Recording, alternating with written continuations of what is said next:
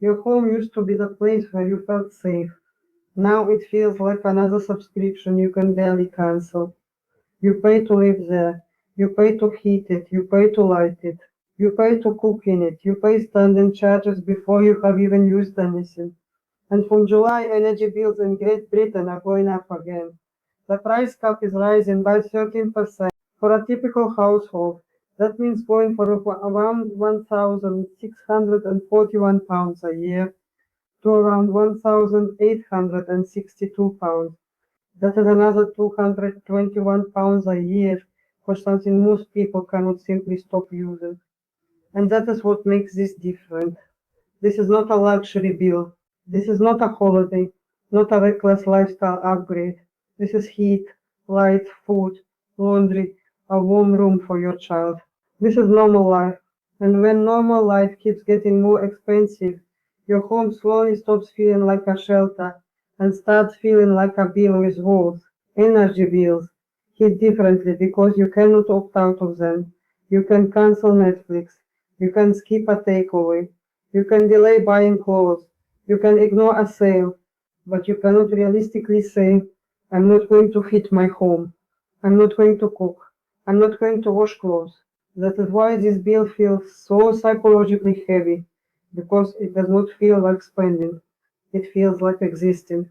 And now even existing has started to feel expensive. You notice it in tiny ways. You pause before turning the heating on. You check the smart meter like it is judging you. You feel guilty using the tumble dryer. You boil less water. You sit in one room instead of heating the whole house. You tell yourself this is just being sensible. And sometimes it is. But sometimes it is something else. Sometimes it is your home becoming conditional. Warmth becomes conditional. Comfort becomes conditional. Peace becomes conditional. And the cruelest part is this: you can do everything right and still feel punished. The phrase price cap sounds reassuring. It sounds like there is a ceiling, like someone has put a limit on how bad it can get. But a price cap is not a cap on your total bill. It does not mean your bill cannot go above £1,862. It limits what suppliers can charge per unit of energy and standing charges. So if you use more, you still pay more. And this is where the trap becomes uncomfortable. Because the people who need more energy are not always the people with more money. Families use more energy. Children create more washing. Older people may need more heat. People with health conditions may need warmer homes. People working from home use more electricity during the day. Poorly insulated homes cost more to keep warm. So the bill does not always follow carelessness. Sometimes it follows vulnerability. And that is what makes it feel so unfair. You are not always paying more because you are wasteful. Sometimes you are paying more because your life simply requires it. That is a part people do not want to say out loud. Some households are not struggling because they made terrible financial choices. They are struggling because the cost of maintaining a basic life keeps rising. Modern life has turned almost everything into a monthly payment: your phone, your insurance, your car, your mortgage or rent, your subscriptions, your childcare, and now even comfort at home feels like another recurring charge. Except this one is different. You cannot cancel it. You cannot pause it. You cannot downgrade to the free version. There is no skip this month button. And unlike streaming or apps, energy is not entertainment. It is dignity. This is why people feel so exhausted, not because they are weak, not because they bought too many coffees, but because more and more of their salary is already claimed before the month even starts. And that is the real trap. A high energy bill does not only take money, it takes options. It takes the money that could have gone to savings, or debt repayment, or your child's activity, or dental appointment, or just one peaceful month where you do not feel behind. That is what fixed costs do. They do not just make life expensive, they make life smaller. The smart meter was supposed to help people feel in control, and sometimes it does. But for many people, it has become something else. A tiny screen showing the cost of being alive. You make dinner, the number moves. You heat the room, the number moves. You put the washing on, the number moves. And slowly your own home starts to feel monitored. Not by another person, by the cost of every normal action. That changes your relationship with comfort. You are not just turning on the heating. You are making a financial decision. You are not just cooking dinner. You are watching money leave. You are not just drying clothes. You are calculating whether convenience has become irresponsible. And that is exhausting. Because your brain was never designed to turn every basic need into a budget meeting. This is why the energy crisis is not only about numbers. It is about nervous systems. It is about people being unable to relax in the one place where they are supposed to feel safe. And then comes the shame. Because when bills rise, people often blame themselves. They think, maybe I should have used less, maybe I should have switched sooner, maybe I should have been more careful. And yes, habits matter. Waste costs money. Ignoring bills can make things worse. But let's be honest, you cannot budget your way out of every structural increase. You cannot meal plan your way out of a 13% rise in a basic household cost. At some point, this stops being only a personal budgeting problem. And when millions of people are anxious about the same bill, that is not mass irresponsibility. That is a system squeezing people from the same direction. So no, if your energy bill makes you anxious, you are not dramatic, you are not weak, you are not failing at adulthood. You are responding to a real squeeze. Your life became more expensive to maintain. So what do you actually do? Not panic, not pretend it is fine, and definitely not sit in a cold to prove you are disciplined. Quiet wealth is not self-punishment, it is control. And control starts with knowing what is actually happening. First, look at the bill properly, not emotionally, mathematically. Find four numbers. Your electricity unit rate, your gas unit rate, your daily standing charges, and your current account balance with the supplier. Because the trap is not always the size of the monthly payment.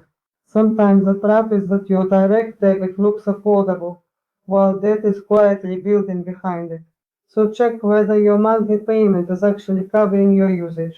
If your account balance keeps going negative, do not ignore it. That is the early warning sign. Second, separate comfort from waste.